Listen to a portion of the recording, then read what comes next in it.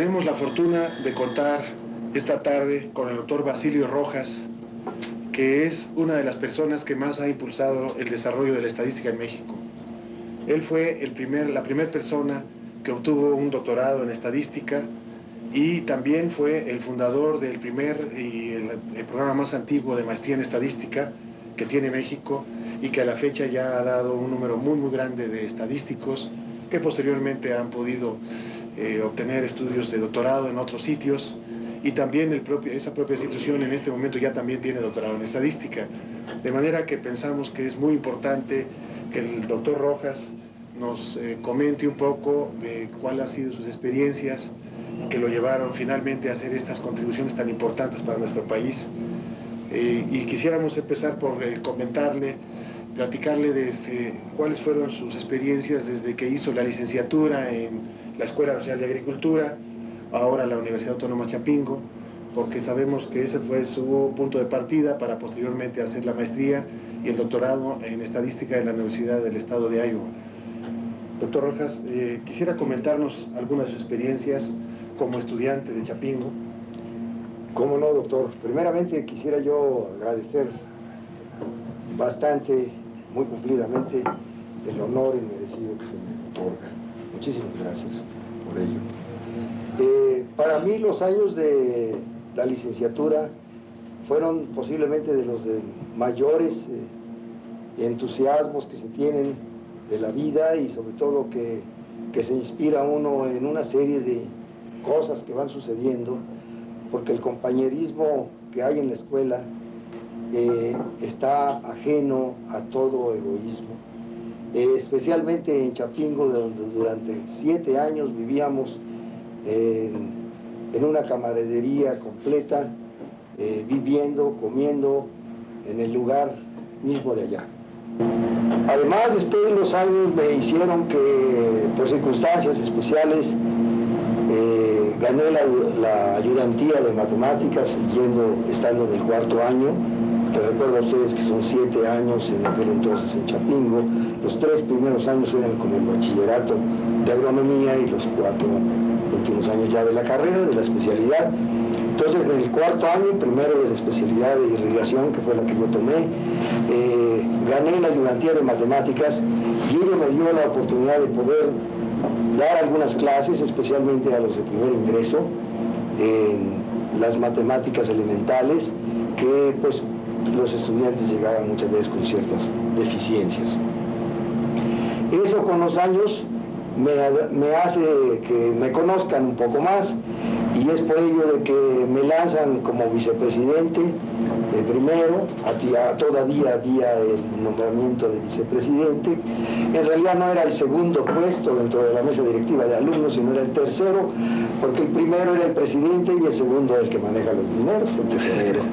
Entonces y sucede también de que cuando yo entro a la escuela no existe un año que era por ejemplo, yo entré cuando era primero, no había tercero. Entonces, porque no hubo un año de admisión 2 años antes. Y entonces, la generación que iba delante de mí tuvo 2 veces la presidencia. Entonces, en una de ellas fui yo vicepresidente, y cuando yo llegué al 6º año, que era la costumbre, me lanzaron como presidente. En realidad fue una campaña que puede uno decir que es ideal, ahora sobre todo en un medio político en el cual se pide por los derechos democráticos, y en aquel entonces no había de esos influencias por ahí raras o cuestiones de dinero tampoco, pues casi todos éramos pobres, éramos internados o vivíamos casi pues con lo que nos daba la escuela. Entonces no había más interés que el de que poder servir a la escuela, y pues tuve la fortuna de haber ganado ese puesto, e hicimos varias cosas, varios precedentes que se establecieron en la escuela. El primer anillo que se dio de la generación fue idea nuestra, el que la quema del libro, que era una fiesta célebre en Chapingo, también se hiciera, no en Texcoco como era antes, sino en la propia escuela. algunas otras cosas que se hicieron. Entre las importantes fue de que había habido ya 3 intentos anteriores de quitar al director de la escuela por abuso de autoridad, por algunas otras deficiencias, y siempre había habido algún problema de debilidad en alguna parte, y entonces cuando a mí me tocó, me vino este reto, se tuvo que responder. Salió el director contra presiones muy fuertes de parte del secretario de Agricultura, que era Marta R. Gómez, y me convierto en enemigo de él. En realidad, a mí me amenazaron de enviarme a la prisión militar, a Tlatelolco, que estaba antes, y entonces hasta me dijeron que me cuidara yo. Afortunadamente se salvó eso, pero cuando salí de la escuela estaba yo en la lista negra. No había trabajo en la Secretaría de Agricultura para mí. Había una beca que me habían ofrecido ya para ir a estudiar, entonces yo pensaba en que quería estudiar hidráulica o hidrodinámica, y ahí iba yo, ya se oía, se mencionaba mucho al MIT tecnológico, y ya me habían ofrecido la beca para ir a estudiar allá, pero el profesor que me la ofreció, resulta que era muy amigo del director, y entonces suspendió mi beca. Se suspendió aquel proyecto y ya no fui a estudiar hidráulica como quería. Salí de la escuela, trabajé en una empresa particular, y en uno de mis viajes, uno de mis maestros, el maestro Mariano Villegas, que había sido mi profesor de biometría, me dice: Basilio, ¿por qué no va usted a Estados Unidos? El Banco de México está poniendo una serie de becas para la caña de azúcar en diferentes áreas, y una de ellas es estadística. Y a usted siempre le han gustado las matemáticas, ¿y por qué no se inscribe? Entonces me inscribí, como varios otros, en cada una de las diferentes especialidades: genética, suelos, parasitología, maquinaria agrícola, etcétera, porque se pensaba entonces de que se tenía que formar el Instituto de la Caña de Azúcar aquí en México, y que requería formar a las gentes que podían encauzar los trabajos científicos en esa rama. Varias personas se inscribieron en la parte de estadística. Afortunadamente yo la gané, y por eso fue que me fui a Iowa State College, entonces, que después se hizo Iowa State University, a estudiar la maestría. Y obtuve la maestría. Quiero decir que en aquel entonces para mí el ambiente era bastante difícil, un invierno casi de 6 meses lleno de nieve, con mucho frío, y que no estaba uno acostumbrado. Las materias que se llevan en muy diferentes partes de la universidad, no es en un solo lugar. Las materias las tienen que ver cómo las reparten en los diferentes lugares donde hay espacio a esa hora. Entonces tiene uno la oportunidad de conocer todo el campus, que le llaman, de la universidad, que según decían, era uno de los más hermosos porque era muy grande, grandes llanuras con un pasto primoroso, árboles muy grandes también, y en el invierno también era muy bonito ver todo aquello lleno de nieve. Allí estudié. Primeramente, cuando llegué señalaba que no creían que un agrónomo pudiera estudiar estadística porque no tenía los antecedentes, no tenía la capacidad matemática para poder ser admitido en estadística. De allí que entonces el director del departamento de estadística me dijo: vaya usted al departamento de matemáticas a ver qué le dice. Yo creo que dentro de 2 años nos veremos. Entonces me dijo que los agrónomos en general en Estados Unidos estudian muy pocas matemáticas. Y pues era el primer mexicano que entraba al departamento de estadística de esa universidad, y luego ven lo de agrónomo, pues con mayor razón no puedo entrar. Entonces yo me pongo a prueba, afortunadamente salgo avante, y entonces me abren enteramente las puertas. Así como eran duros, también eran muy exactos en sus cosas, no eran imparciales, justos, ¿verdad? Eran justos. Entonces me abrieron todas las puertas y me dieron las facilidades.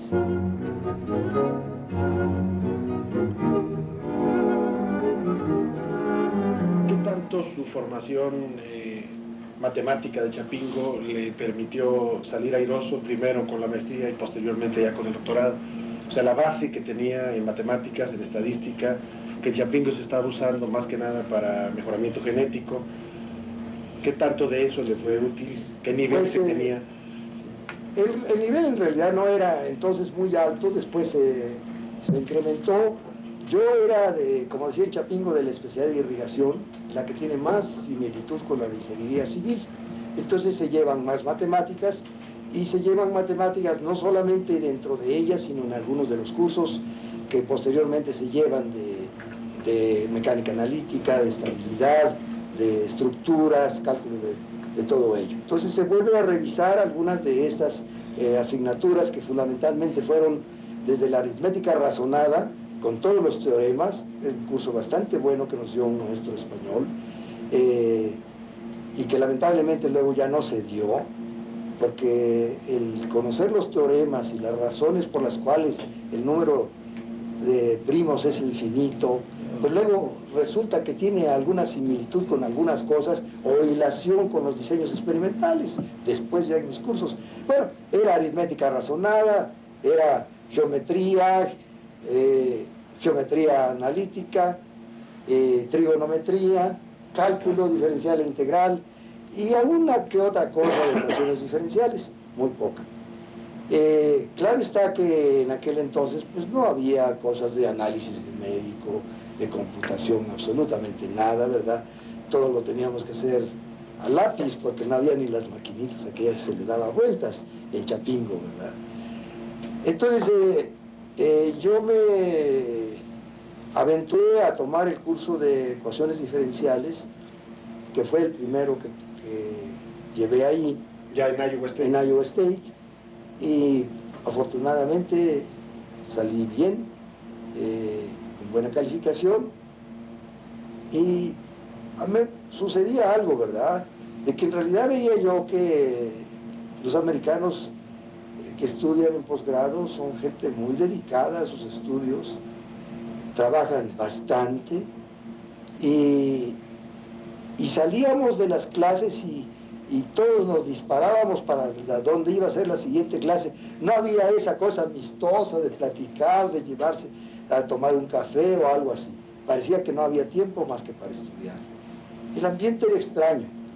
En mi familia, yo todavía no estaba casado, extrañaba yo mucho a mi familia, extrañaba yo mucho a mi país, y siempre sentía yo que no era lo que a mí me habían contado, no era tan bonito. Acostumbrarse a la comida es difícil,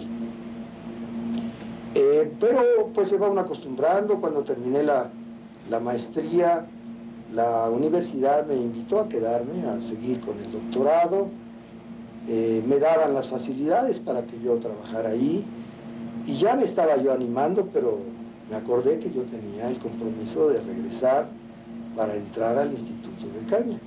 Entonces me regresé y me puse a trabajar como biometrista, como estadístico en el Instituto de la Caña de Azúcar. La tesis que hice de maestría ya, la hice casi ya al final, porque me dice el del departamento: usted ha llevado ya muchos cursos.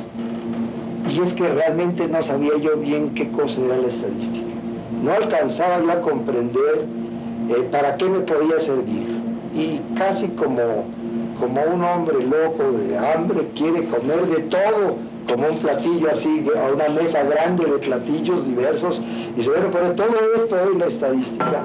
Entonces me pongo a tomar de aquí y de allá, y casi me llevo todos los cursos, y para la maestría eran en aquel entonces 45 créditos. En Iowa se llevaba en aquel entonces el trimestral de quarters, no de semestres. Entonces en las universidades de semestres eran 30 créditos, que se convertían en 45 créditos. Yo llevaba ya más de 80, y me dice: oiga, ¿por qué no se pone usted a hacer su tesis? Van a regresar usted a Estados Unidos, van a pensar que usted fracasó. Bueno, me puse a trabajar, me había una información muy importante que la tenían en genética, y había una serie, como sucede, de experimentos que están esperando una nueva tecnología. Entonces a mí me tocó investigar cuál podía ser la forma de analizar, que eran, pues estaban muy de moda los dialelos, ¿verdad? Los análisis dialélicos. Entonces el modelo que establece las interacciones de genéticas con el ambiente y dentro de ellos mismos la habilidad combinatoria general, específica, y sus interacciones en el tiempo y en el espacio, es motivo de la investigación. Termino, el maestro era muy distinguido, es muy distinguido, doctor Sprague, en maíz, en genética de maíz.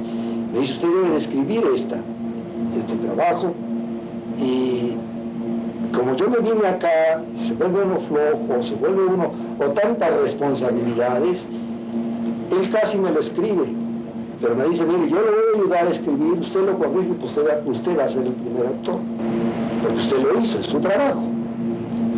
Se publicó, aquí les traigo a ustedes una publicación de ello en el Agronomy Journal, y este se lo voy a dejar. Muchas gracias. Años después, los genetistas estadísticos, o los de genética cuantitativa,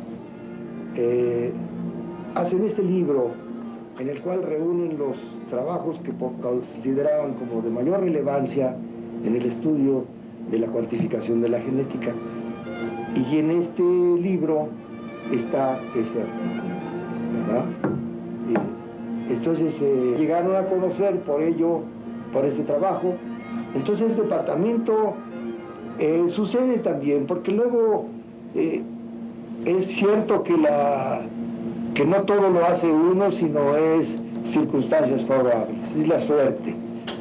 Es algo que por lo que nos hace a nosotros religiosos, o pensar en que hay a veces algunas manos divinas que lo llaman a uno. Aquí llegué, escribí algunos trabajos, uno de ellos fue, pensaba yo que una de las cosas que menos desarrolladas estaban aquí era la estadística aplicada al muestreo de las investigaciones. Entonces dediqué a hacer trabajos sobre esa materia, y con ello me gano un viaje al Caribe inglés, a Barbados. El trabajo es sobre un muestreo de una plaga que se llama el barrenador, que perfora la caña de azúcar. Y entonces un inglés vino acá, estableció el muestreo. Con ello requería uno alrededor de como 5 veces más que lo que yo encontré después. Aquí está el trabajo que yo envié a la Sociedad Internacional de Tecnólogos Azucareros, también donde se referían esos trabajos, ¿verdad?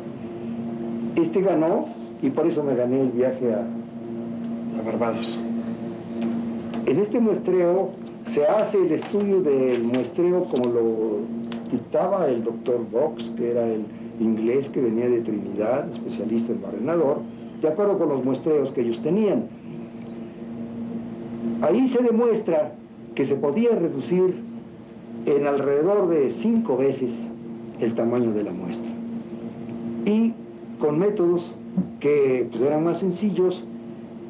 Se presentó en el trabajo en Barbados, en la isla de Barbados, el trabajo, y entonces después se presentaron otros trabajos. Aquí parece que estaba uno sobre las plagas del suelo, era la binomial negativa, la aplicación de ella, en fin, muestreos en todos lados tenemos. En realidad parece ser que nosotros también tenemos que muestrear la vida, ¿no? Entonces es por ello que necesita uno saber algo de muestreo. Claro está que mi principal especialidad y mi principal estudio fue diseños experimentales.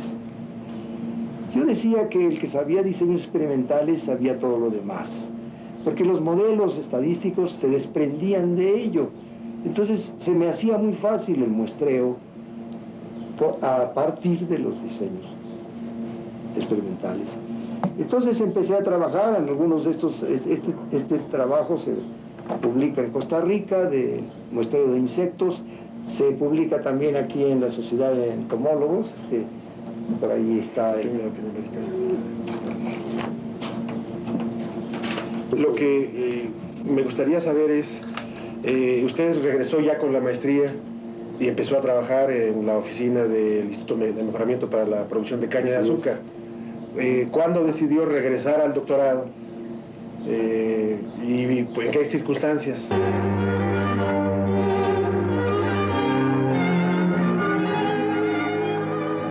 La FAO se interesa por conocer en México, por hacer un diagnóstico de cómo está la aplicación de la estadística en México.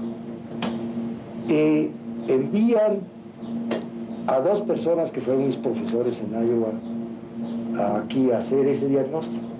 Vino primeramente el profesor Homayer, que era maestro de métodos estadísticos, un buen maestro, y el doctor Bancroft, que era el director del Departamento de Estadística. Estuvieron en las oficinas donde se hacía experimentación agrícola, fundamentalmente era entonces el INIA, el Instituto Nacional de Investigaciones Agrícolas, que actualmente es el INIFA, ¿verdad? Y cuando llega Bancroft, me busca y me dice: Basilio, quiero que usted me ayude y para que vayamos a visitar la estación experimental y se haga el diagnóstico, que usted me ayude porque yo no sé español. Y además vengo con un plan especial. Bueno, ya me lo explica, sí se pidió permiso, se cumplieron todas las formalidades, porque era un asunto del gobierno, ¿verdad?, también que requería que se hiciera este diagnóstico, con el propósito de ver cómo estábamos, qué hacíamos. Y me dice: Basilio, ¿usted necesita ser doctor? Digo: mire usted, yo creo que no voy a conseguir otra beca porque no hay interés. En realidad aquí en donde yo trabajo, y así fue, me tuve que hacer genetista, suelero, especialista en suelos, especialista en plagas, en agronomía en general, cosas que no sabía yo tanto, aunque era agrónomo, confieso que no las había despreciado un tanto, porque yo era de la especialidad de irrigación que se consideraba que yo iba a construir grandes presas, grandes obras, y fue mi primer trabajo. Yo estuve en Valsequillo, después estuve en las obras sanitarias de tomas de agua en León, antes de irme a Estados Unidos. Entonces, aquí había yo tenido que, para poder aplicar la estadística, en realidad me daba yo cuenta que no me podía yo explicar bien, o podía hacer las cosas mejor si no entendía yo el lenguaje de ellos. Y a estudiar fisiología y fitopatología y cosas que antes no sabía yo. Entonces, cuando viene el doctor Bancroft, yo soy el jefe de las secciones de biometría o de estadística y de agronomía. Entonces a mi cargo estaba también la cuestión genética, la cuestión de todos los experimentos que se hacían en caña de azúcar. Y visitaba yo todas las estaciones experimentales, estaba yo un buen tiempo allí con el agrónomo, los agrónomos encargados, y salíamos a visitar los campos cañeros, y me interesó mucho. En realidad veía yo que era útil y que se tenían resultados. Y uno de los resultados fue ese trabajo de las plagas, ¿verdad? Porque resultaba 5 veces más barato, accesible entonces, ¿verdad? Y así también en otras enfermedades que se tenían, también se hicieron muestreos parecidos. Entonces viene el doctor Bancroft y me dice: Basilio, usted tiene que regresar. Y eso de que me dice usted de que no hay aquí beca es que yo les voy a dar trabajo. Pues mire usted, doctor, digo, yo estaba buscando dificultades, ¿verdad? Es que yo necesito casarme, si no, yo me voy a quedar en Estados Unidos. No, yo le voy a dar un trabajo que le va a permitir a usted vivir con su esposa. Pues Finalmente digo que está bien, ¿verdad? Señalé esto al director del instituto, Ingeniero González Gallardo, y mi señora actual, mi novia, también se anima a que nos vayamos. Salimos en coche desde aquí y llegamos a Iowa. Y estuvimos ahí, que casi estuvimos a punto de que se nos cumpliera a mí lo que le llaman el five-year rule, de los 5 años, en el cual después de 5 años les aparecen a uno todos los créditos ganados.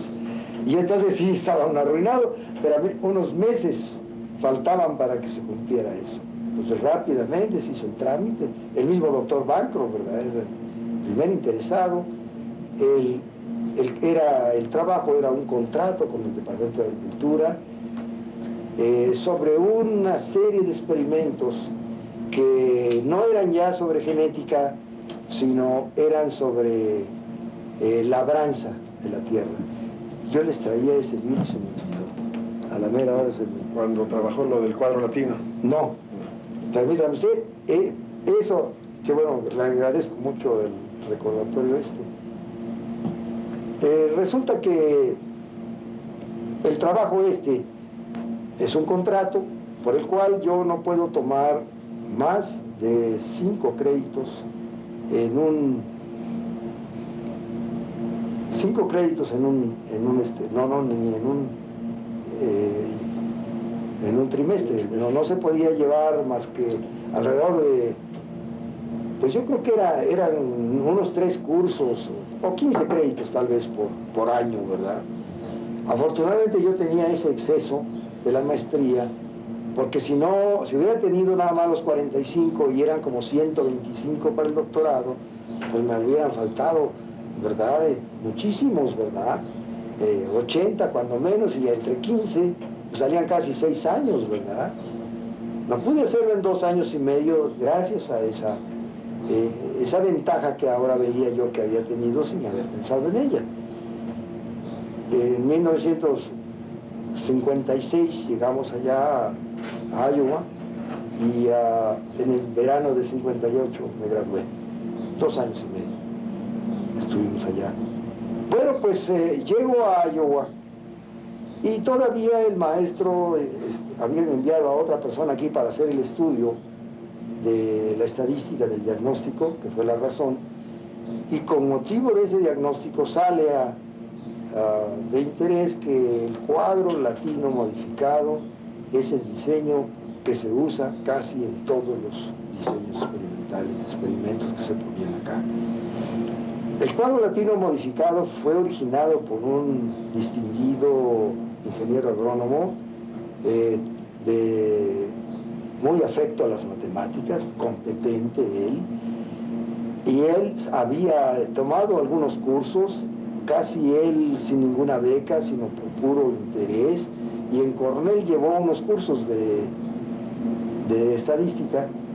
Llegó y se le ocurrió este cuadro latino modificado. El ingeniero Taboada. El ingeniero Taboada, Edmundo Taboada, maestro que fue también muy distinguido de genética en Chapingo. No dio él biometría, en biometría me dio el Mariano Villegas, que fue la persona a quien yo le debo la primera beca del Banco de México. Bueno, él no influyó en ello, fue el que me dio el aviso, ¿verdad?, y el que me ayudó a hacer el trámite porque yo estaba afuera. Entonces, cuando encuentran el cuadro latino modificado, se lo dan de tarea para que investigue las causas o los fundamentos que pudiera tener teóricamente este diseño cuadro latino modificado. Y cuando yo llego, presentan en seminarios semanales los resultados. El profesor Oscar Kempthorne, que era la estrella en diseños experimentales, tuvo a su cargo la investigación del cuadro latino modificado, y él escogió a otro también alumno de los mejores que había ahí, el Robert White, a que estuviera haciendo la presentación. En ese momento que yo llegaba, las investigaciones que había hecho Martin Wilk era de lo más conocido, había sus trabajos habían sido publicados en Biometrics, en Biométrica, en muchas revistas, de tal manera que todos pensaban en los modelos de Martin Wilk. Entonces ellos también se fueron por esa línea, y allí fue donde se perdieron, porque yo afortunadamente tuve la suerte también de esas cosas, de que va, sin que uno supiera mucho, algo lo inspira, algo lo llama, como si lo agarraran a uno y a fuerza se lo lleven. Esto es. Yo recuerdo que estaba yo tirado en la casa nuestra, no tenía muchos muebles, entonces la sala era muy buen lugar para poderse tirar en él, ¿verdad? Y escribir, y me sale la solución en una tarde de un domingo. En realidad, al día siguiente voy, al lunes, pero maestro, aquí está la solución. ¿Qué se cree usted? Eso no vale. Yo me disgusto bastante, voy a ver al doctor Bancroft y le digo, señor, me está rechazando mi trabajo sin conocerlo. Kempthorne tenía así algunos ratos, es un hombre bueno, pero tenía sus caprichos. Y entonces, cuando eso lo sabe el doctor Bancroft, lo manda a llamar y le dice, oiga, escuche usted al doctor, dice que está el doctor Basilio, dice que tiene la solución. Bueno, pues entonces ya me voy a su cubículo, maestro, y le señalo lo que he hecho. Dice, bueno, dice eso, usted sabe que Robert White ha trabajado en ello, ¿y por qué no se pueden escribir ustedes ello? Digo, bueno, le digo, yo estoy de acuerdo si es que yo voy a ser el primer autor. Está bien. Bob White era un hombre inteligente, sabía, y él participó después con algunas de sus propias ideas, y el trabajo se hizo a tiempo para que se presentara a los maestros que iban a venir a dar el curso, que era en el mismo verano del 56, en enero yo llegué del 56. Salió en Dito ese trabajo, y como un año después, los de Rotherham se acostumbraron a ir a Iowa para platicar de qué cosa había sucedido, y pues Kempthorne les platica y entre ellos les enseña ese trabajo, y él dice, bueno, pero el señor Rotherham, este trabajo pertenece a los clásicos, porque es un trabajo de los que se originan con Fisher y Yates, entonces debe de ser publicado en Inglaterra. Pero tuve esa suerte. Se llega entonces a la investigación.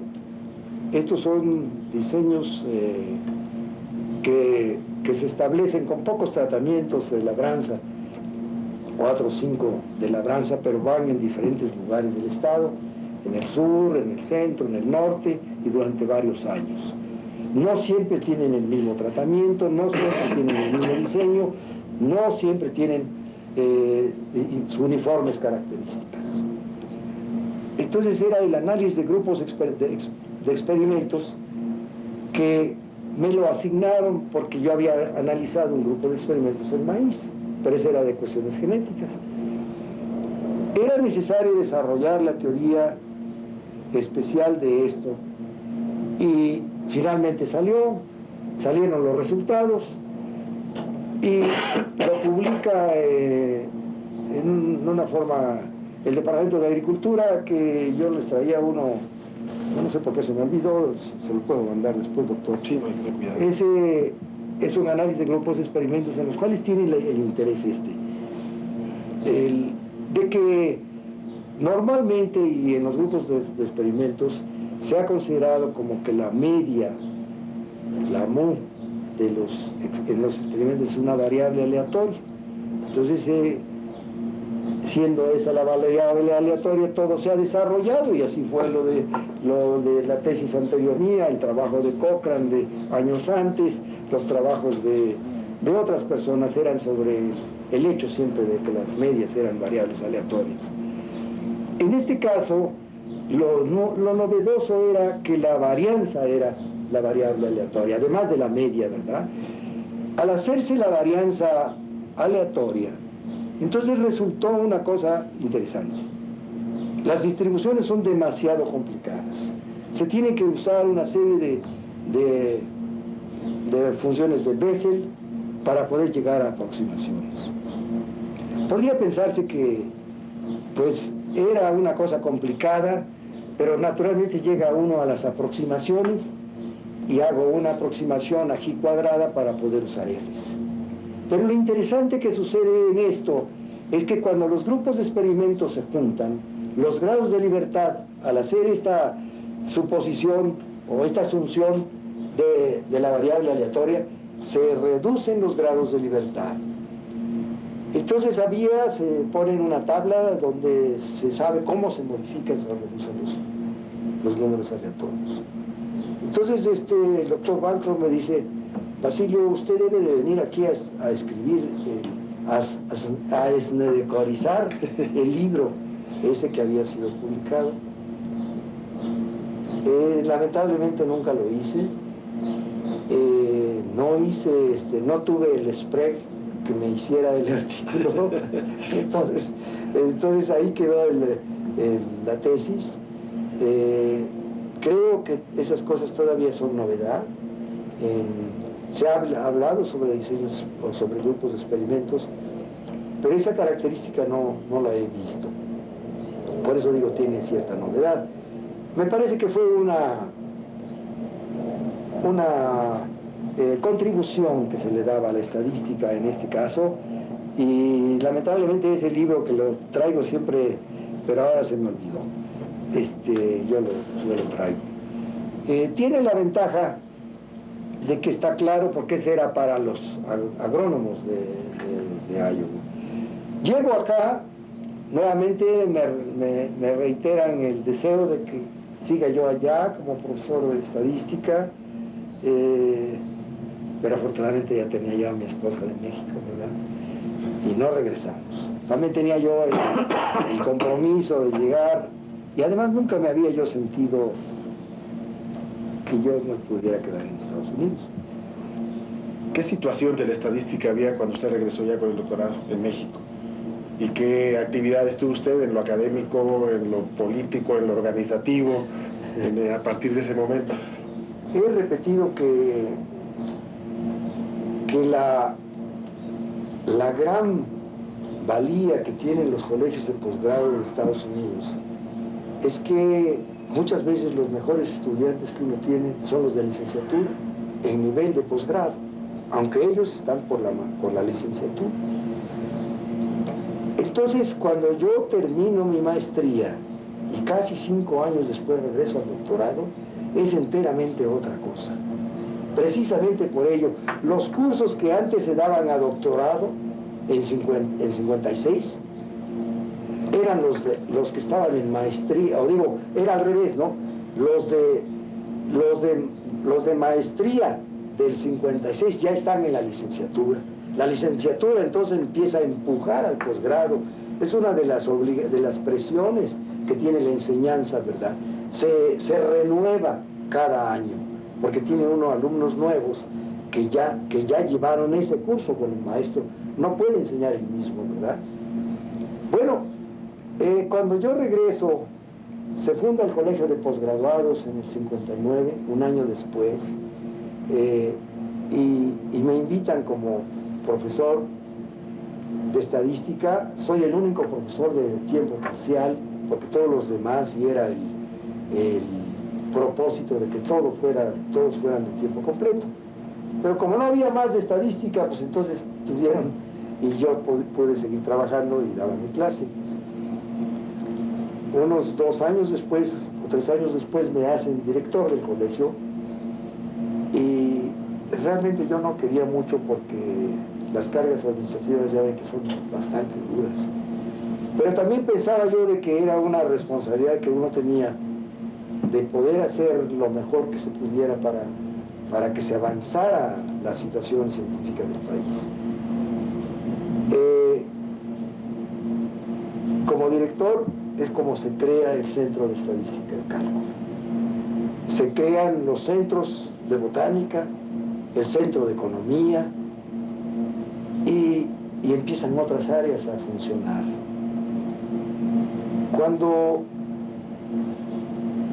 Cuando sale el secretario de Agricultura, que fue el que me apoyó, no para ser director porque él no me conocía, Rodríguez Adame, él se expresó como que su mayor satisfacción era el avance que había tenido el Colegio de Postgraduados.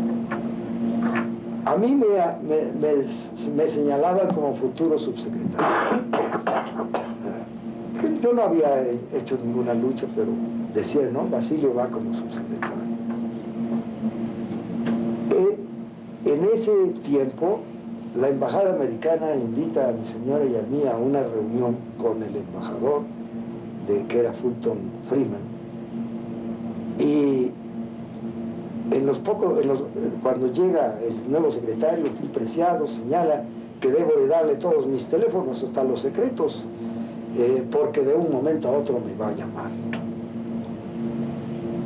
Entonces, yo estoy a la expectativa de ver qué sucede, porque me han dicho esta cuestión. Afortunadamente es un secreto de familia, no lo sabe nadie. Y afortunadamente, porque si a usted lo están haciendo candidato a algo que no le van a dar, se convierte usted en un enemigo natural. El nuevo subsecretario me ve como un rival, más cuando el secretario al poco rato me designa como el hombre que le va a organizar toda la ciencia de la Secretaría de Agricultura. Me hacen un periodicazo, me echan a los alumnos encima de la escuela, los que no tienen nada que ver conmigo, porque yo soy el director del Colegio de Postgraduados, no tengo ningún problema con los alumnos del colegio, pero como resultado de eso, de que todas las fuerzas de la Secretaría están, yo tengo que salir. También...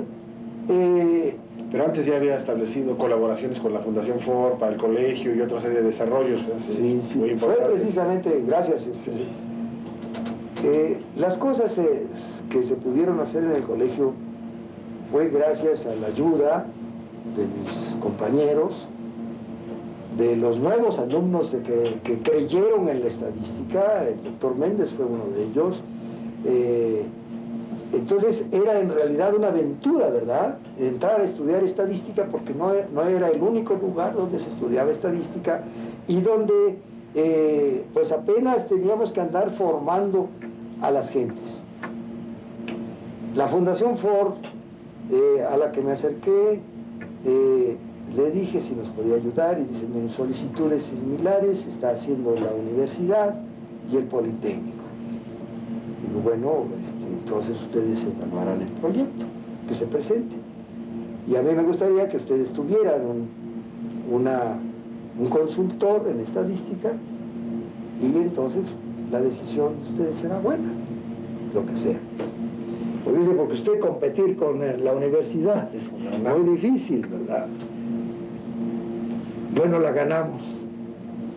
Y entonces fue por eso que se compró la primera, no se compró, se rentó la primera computadora que tuvo Chapingo en 1964. La inaugura el señor presidente de la República y está también el doctor Ignacio Chávez.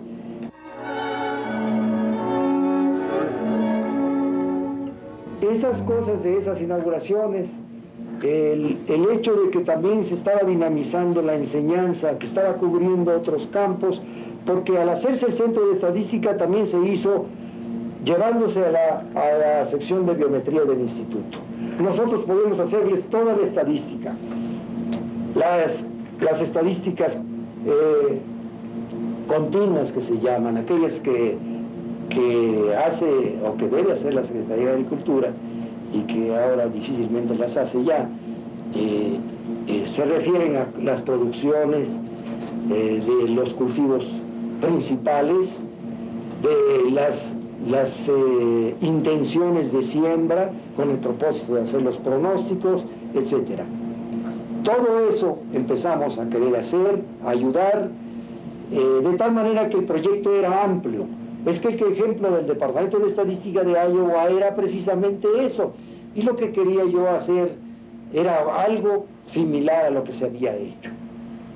Logramos también un convenio con la Universidad de Iowa, Iowa State College, no sé si ya era universidad o no, pero se logró ese convenio con subsidio de la Ford para que vinieran maestros tanto de estadística como economía, aquí a Chapingo, al colegio de posgraduados, y entonces se fortaleciera y se consolidara la enseñanza de la estadística.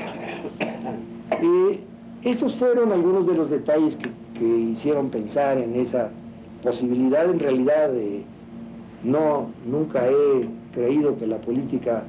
He sido político como dijo Aristóteles, ¿verdad? Un animal político, pero creo que como se hace aquí en México, casi lo descartan a uno siempre. Cuando hubo este problema que con el subsecretario de Agricultura usted abandonó el colegio de posgraduados, y entonces tengo entendido que fue como profesor a algunas universidades de Estados Unidos. Quisiera que nos platicara también sus experiencias en ese aspecto. Gracias.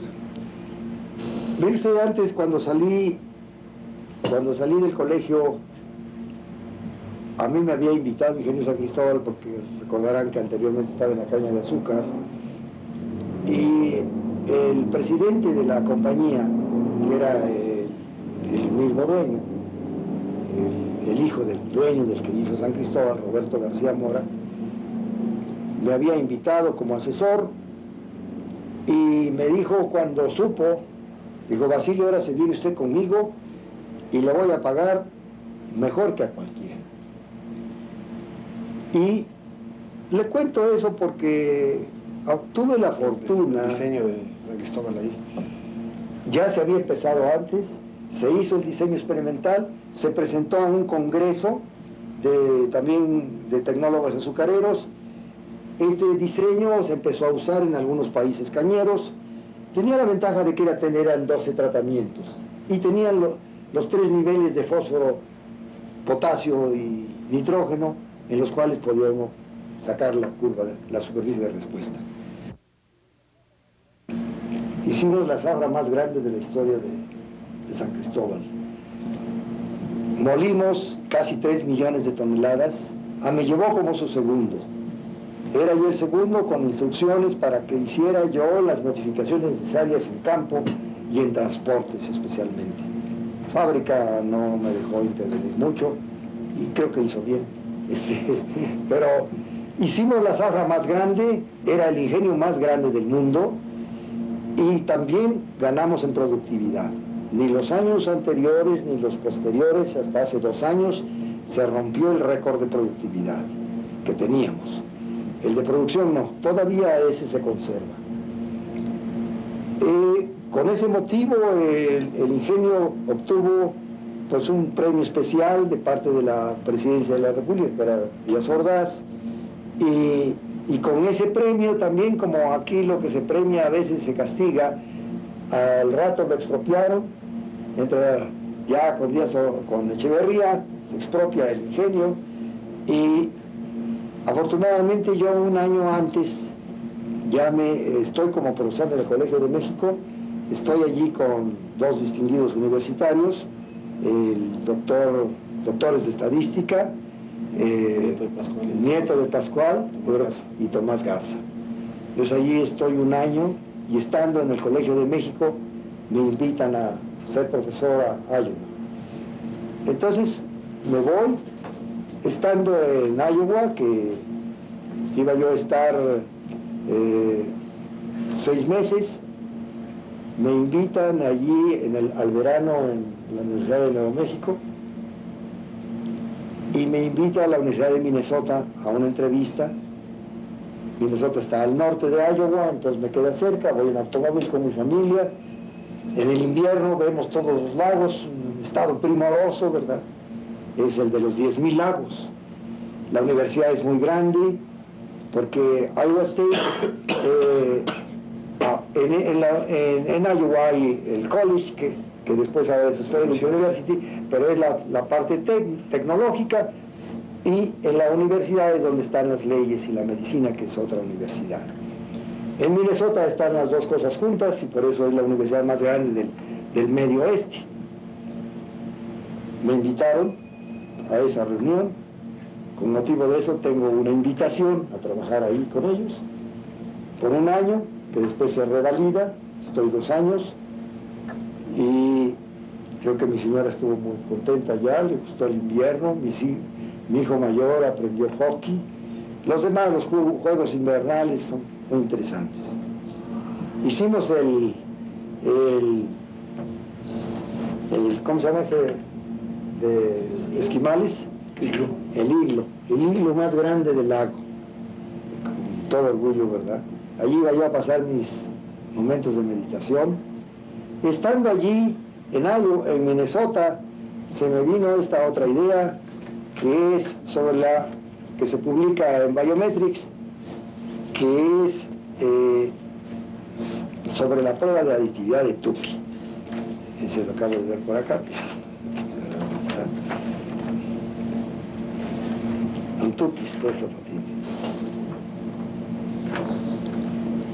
En realidad,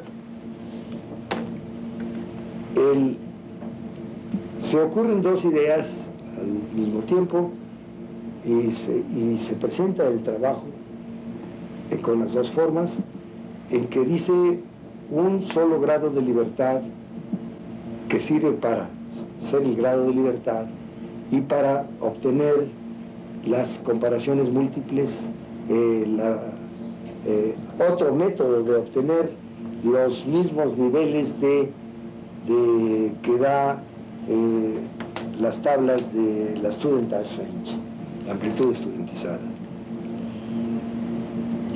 Este trabajo no lo admiten, así con las dos cosas, y entonces se pone en una, nada más para que así, porque ya ve que ellos son one way, entonces es difícil de poner dos cosas, a lo mejor yo creo que era bueno, ¿verdad? Y se separa. Entonces el otro se publica después, aquí en el colegio. Pero en ese año que voy a Iowa, voy también al verano al Nuevo México, a la Universidad de Nuevo México, se da un curso, y es por ello que después me invitan, 2 años después de que estoy en Minnesota, regreso a la Universidad de Nuevo México, regresamos toda la familia.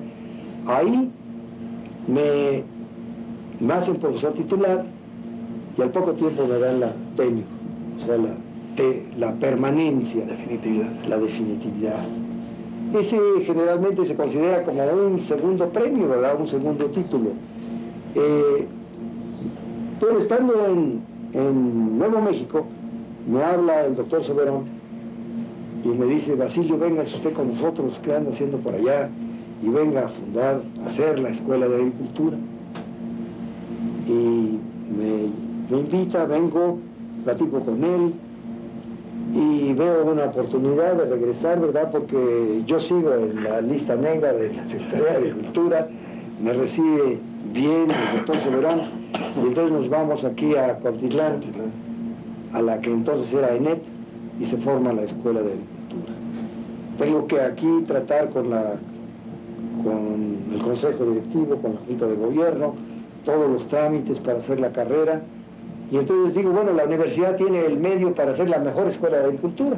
¿Por qué? Porque realmente la agricultura es tan vasta que puede uno hacerla con todas las especialidades que se tienen aquí. Se hacía un tronco común de la agronomía, ¿verdad? Y después podía entrar la mecánica, la electricidad, la economía, la sociología, la contabilidad, todas esas ramas. Lamentablemente, creo que yo le decía al doctor Soberón que nuestra enseñanza estaba atrasada un siglo y era necesario cambiarla. Y no solamente en agronomía, sino también dentro de la misma universidad. Entonces por eso se ensayó ello, se ensayó con la carrera esta de agricultura, que se fundó sobre esos principios, pero se cambió después y por eso me regresé.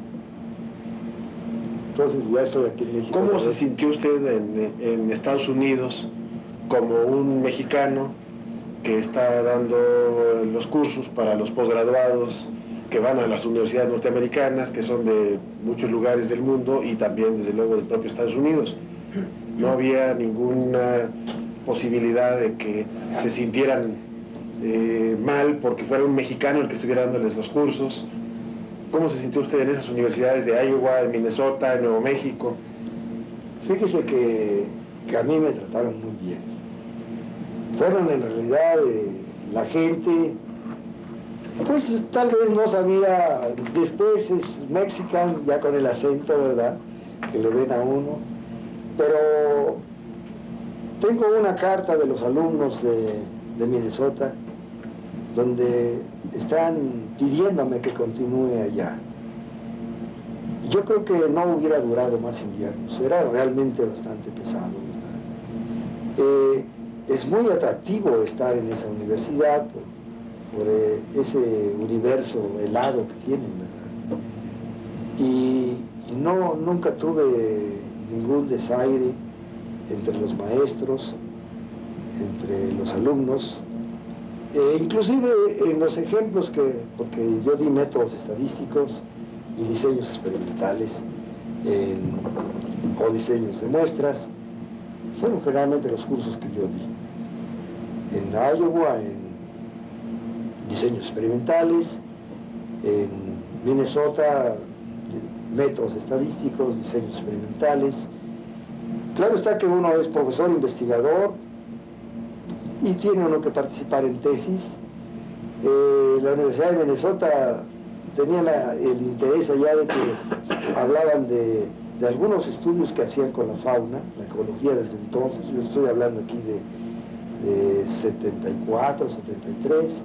Los estudios sobre fauna eran muy interesantes, que se hacían en los lagos, a las diferentes profundidades.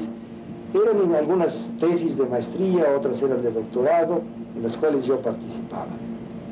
Aquí en Nuevo México me encontré con bastantes alumnos enviados por CONACYT de diferentes escuelas de zootecnia y de veterinaria. Lamentablemente notaba yo de que muchos de los que mandaban aquí no habían tenido experiencia, de tal manera que ellos buscaban que les dieran el tema de tesis, lo cual no sucedía generalmente con aquellos muchachos allá que iban enviados por una empresa a estudiar algo que ellos necesitaban. Por eso cuando yo estuve aquí en CONACYT, decía yo que el sistema de becas que tenía organizado no era el conveniente, debía de ser cambiado. Estuve por eso un año nada más en CONACYT, porque creo que es una de las grandes instituciones que, no sé ahora, no, hace años que no estoy cerca, pero vivía desorientada en realidad. Creo que no hemos sabido hacer ciencia. Esto nos lleva a una segunda pregunta, un segundo panorama. Ya nos comentó los impactos que usted tuvo para crear la maestría en estadística del Colegio de Postgraduados. Luego participó también en la otra maestría que en ese entonces había en el Colegio de México, y participó también con el Instituto para el Mejoramiento de la Producción de la Caña. Pero quisiera que me platicara cómo estaba el panorama de la aplicación de los conocimientos de la estadística en otras áreas, digamos, el muestreo, en la demografía, en las estadísticas oficiales, y qué impactos tuvo usted también en esas áreas, porque seguramente los tuvo. Yo sé que sí tuvo también mucho impacto en eso, pero quisiera ver en su punto de vista en relación a ello. Gracias, pues como dicen, son buenas preguntas, por favor. Esperamos contestarlas bien o tratar de hacer el esfuerzo. Mire usted, yo creo que hemos avanzado bastante en la estadística por las instituciones que se crearon después. El IMAS toma la estadística, ¿verdad?, en una forma más específica y le da mucho vigor a la enseñanza y a la investigación. Se hace de un grupo bastante poderoso y tiene pues la fuerza que tiene la universidad mostrada a través de la capacidad de sus gentes, ¿verdad?, que muestran eso. Y entonces hay muchas cosas en las cuales nosotros estamos al mismo nivel. El Colegio de Postgraduados pues, también se ha perfeccionado, tiene muchos doctores, ¿verdad? La Escuela de Estadística de Jalapa, ¿verdad? Y en otras partes donde las personas que han estudiado, si no hay la especialidad, siguen enseñando la estadística. De manera que afortunadamente estas cosas están mucho mejor cuando incipientemente estábamos hace algunos años.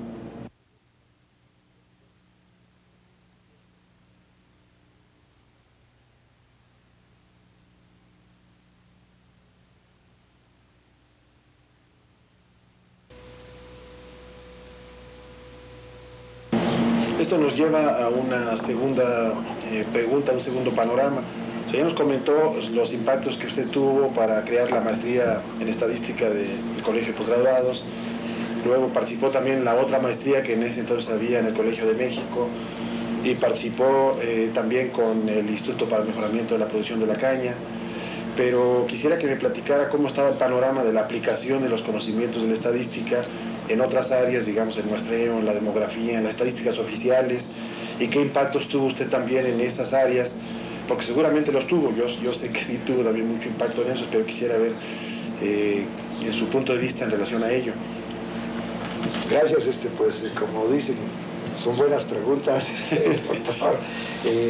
Esperamos contestarlas bien o tratar de hacer el esfuerzo. Mire usted, yo creo que hemos avanzado bastante en la estadística por las instituciones que se crearon después. El IMAS toma la estadística, ¿verdad?, en una forma más específica y le da mucho vigor a la enseñanza y a la investigación. Se hace de un grupo bastante poderoso y tiene pues la fuerza que tiene la universidad mostrada a través de la capacidad de sus gentes, ¿verdad?, que muestran eso. Y entonces hay muchas cosas en las cuales nosotros estamos al mismo nivel. El Colegio de Posgraduados también se ha perfeccionado, tiene muchos doctores, ¿verdad? La Escuela de Estadística de Jalapa, ¿verdad? Y en otras partes donde las personas que han estudiado, si no hay la especialidad, siguen enseñando la estadística, de tal manera que afortunadamente estas cosas están mucho mejor que cuando incipientemente estábamos hace algunos años. Creo también que el hecho de reunir las matemáticas como la computación junto con la estadística es como se arma un aspecto más pragmático, más efectivo. Hace días estaba yo señalando de que en realidad algunas de las técnicas que se usan computacionalmente vienen de la época de Newton, ¿verdad? Por ejemplo, el método de Newton-Raphner, ¿cómo se llama? Newton-Raphner era de 1600 y pico. Ahora en estos métodos de máxima verosimilitud, demasiado complicada, con datos censurados o datos truncados, es la única posibilidad, usar máxima verosimilitud, que da funciones completamente difíciles y que la única forma de poderlas resolver es usando métodos iterativos que se conocían hace muchos años, pero que no se podían aventurar uno a hacerlo en funciones complicadas. Eran normalmente para resolver ecuaciones de tercer grado, cuarto grado, de ecuaciones algebraicas, ¿verdad? Pero ahora es el cálculo, son las derivadas, que son a veces tan complicadas que hay que calcularlas numéricamente. Entonces, es cuando la estadística también adquiere otra nueva dimensión. Y por eso muchas veces se puede uno perder en dos formas. Unas haciéndose demasiado teórico y olvidándose que hay esa herramienta computacional, o a veces yéndose tan mucho por el lado de la computación y se olvida uno de la parte teórica, ¿verdad? De tal manera que es un mecánico en hacer las cosas. Y creo que la consolidación, la unificación de esas dos áreas es muy importante. Naturalmente que dentro del personal, los profesores, el personal docente, tienen sus especialidades, pero si se tienen esas especialidades en las dos partes y luego unos que son intermedios. Hace algunos años, recuerdo, creo que eso se eliminó, pero en la universidad en aquel entonces había uno que tenía el mayor o sea, el mayor, el principal, el estudio principal, y había un menor, a veces dos menores. Yo tomé, el mayor era estadística, un menor fue matemáticas, y el segundo menor fue física de suelos. Y me gustó física de suelos porque era una aplicación de matemáticas. Las derivadas parciales de Laplace, por ejemplo, no se pueden ver fácilmente. En cambio, ya había modelos que estudiaban el movimiento del agua en los suelos. Me recordaba mi especialidad de irrigación, por un lado. Por la otra, me hacía sentir la matemática y me auxiliaba en mis propias matemáticas. Me parece que las ecuaciones diferenciales son fundamentales, ¿verdad?, para cualquier ingeniería. Y eso se ha visto también ahora en la computación, ¿verdad? Por eso me parece que se ha avanzado muchísimo. Me parece que hay algunas áreas que tal vez necesitaran un poco de poner énfasis. Por un lado, yo creo que lo he dicho, lo he hasta solicitado directamente a las personas ejecutivas, de que el INEGI no debería centralizarse tanto. En Estados Unidos, cada secretaría tiene su propio departamento de estadística, donde hacen investigación y donde desarrollan la estadística. Las estadísticas continuas es una parte muy importante del Departamento de Agricultura. Y tienen un departamento de estadística que da contratos a las universidades. Iowa era uno de los receptores de contratos de la Secretaría de Agricultura, del Departamento de Agricultura, y les voy a decir en dos partes, era en el muestreo y en el diseño experimental, aparte de otras teorías estadísticas particulares. No decirse del Departamento de Defensa. El Departamento de Defensa daba muchísimos proyectos y lograba que muchos investigadores pudieran hacer eso. Pero los principales estudios que se hicieron en muestreo agrícola, muestreo de áreas, por ejemplo, en Iowa con el doctor Jessing. Y si en Iowa mismo también se desarrolla el marco múltiple. En Iowa se desarrollan métodos para poder conocer cómo crece el maíz y poder pronosticar mejor las cosechas. Lo que le llaman ahora estimaciones objetivas, que es cuantificar directamente a la planta, preguntarle a la planta, no preguntarle al productor, ¿cuánto espera usted producir? Si nosotros no tenemos los medios establecidos para poder desarrollar ese tipo de estadísticas, en que son sobre problemas específicos, los departamentos de agricultura, por ejemplo, de Florida, hacen un contrato con la Universidad de Gainesville y establecen cuál es la forma de poder pronosticar los cítricos en forma objetiva. El primer muestreo que se hace de un árbol frutal fue Jesse, profesor de Iowa, que fue mi director que me mandó al departamento de matemáticas. Un hombre que no era muy matemático, pero tenía una intuición muy grande para el muestreo. Entonces, el departamento de salud, el departamento de cuestiones demográficas, todas cosas son especiales.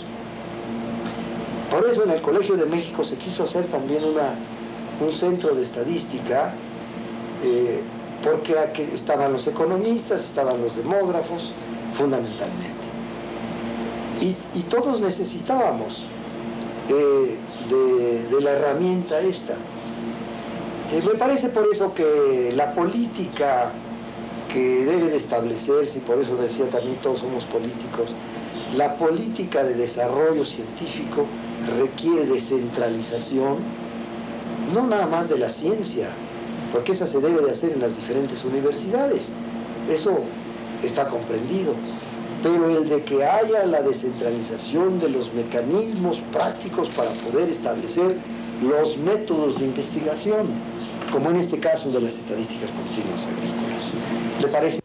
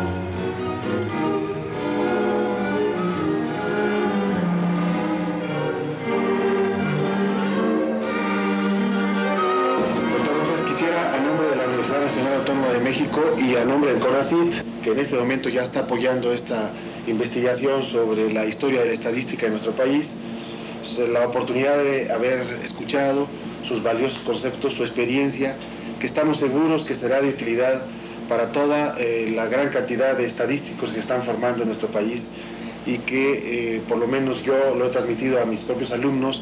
Debemos tener como imagen los que fueron pioneros de la estadística en nuestro país y usted es uno de ellos. Muchas gracias. Muchísimas gracias. Ha sido un honor el cumplir con esta muy grata tarea, sus grandes propósitos. Gracias. Gracias a todos.